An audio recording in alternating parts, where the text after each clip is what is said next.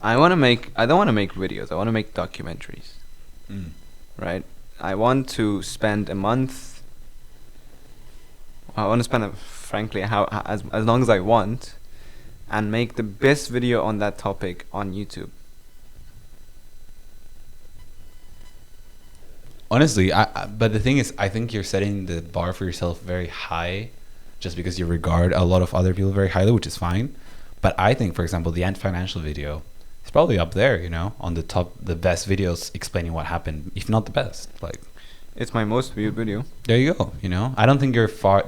I think you're giving yourself a hard time, because there's stuff that you talk about that, let's say, you borrow from the style of creators who are really good at what they do, but they don't cover the stuff that you want to cover. So the people who cover what you cover are not that good at, you know what I mean? Like, you merge those worlds. The problem is the content I really want to make involve my weird, like, quirky ideas. And For example, both the fake news video and the new Iron Curtains, the no longer international internet. They are some of the videos that I had the most fun writing the script for and editing it, but they have the least views. Mm-hmm. The videos where I just use external research, use secondary sources and then just compile that into a video, those are the ones that get most views. For the Ant Financial video, I didn't know jack shit about Ant Financial when I started researching it. It was just based on research papers that I got mainly from Hannes. And then who you've interviewed in yes, this very episode 1 on podcast. this podcast, so far the most popular because it's the only public one yet. But yeah, it's an amazing podcast. Check it out. It was actually a lot easier to make than the fake news video. It took me 2 weeks instead of 2 months, and it has, I believe, like 10 times the views.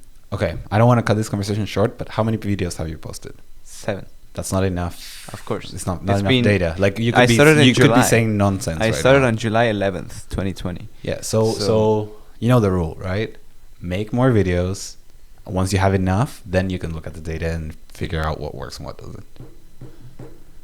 And my best guess would be that it's probably a combination of those two things. Like, the very well-researched video with the twist of your own.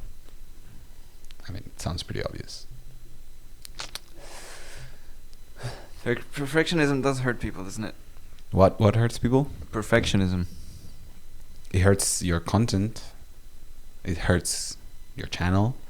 And in the long term, it hurts your bottom line, your profits. But it's art. It's not. This is what kind of disappointed me. The moment you start looking at it as a business, it loses all the fun. Yeah, exactly. Which is why the way I balance it when I think about it is, you do it for the art, and you do it as an art. But then if I want to do it as an art, I can't do it every week or, twice a month.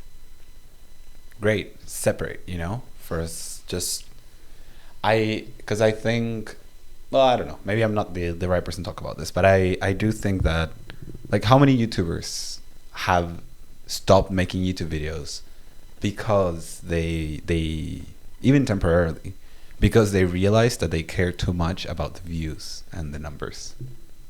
A lot of them. Also, a lot of fantastic YouTubers who just don't upload because it takes a long time, because they're perfectionists with their videos, and it's not. But here's the thing: sensible. like, if you separate, if you make artistic videos that you do for the art, then you don't care that your channel is not growing, because you're not doing it to grow your channel. You're doing it to showcase your art.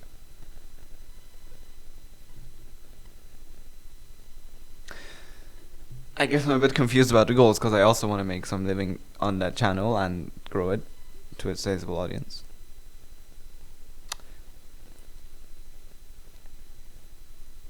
I suppose art can come in a lot of forms, and money can come from a lot of sources. It's just a matter of me deciding whether I want to combine those two things, and that will take some time. So I don't know. This one though, it's fun. It's not necessarily art. It's just a conversation that happens to be recorded.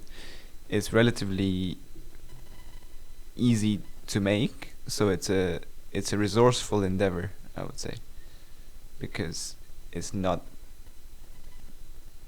I would say the cost to reward ratio is quite good. Yeah, this is why it's my favorite one. When we talk about like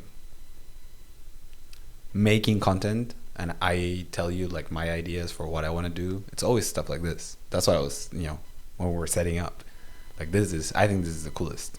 And Yeah. well, at least for me, for my style, this is my favorite. Just sit down, chat with the camera on, raw, uncut, unfiltered, put it everywhere. Yeah, making those videos is fucking stressful. There's almost no element of stress except being on time with your guests and who you're gonna interview and some other external stresses that don't necessarily have to happen. But But if look, in my case, right? If I in my apartment, in that room, I put my iPad with this fisheye on, and mics or whatever, and I have that set up, like I won't have any of those pains, right? It's only the good stuff of like sitting down, press record, and have fun, and then post that, and here's the artistic part that I was talking about, like put it on the internet, and if only one person sees it and they love it or they hate it, doesn't matter, like that's okay.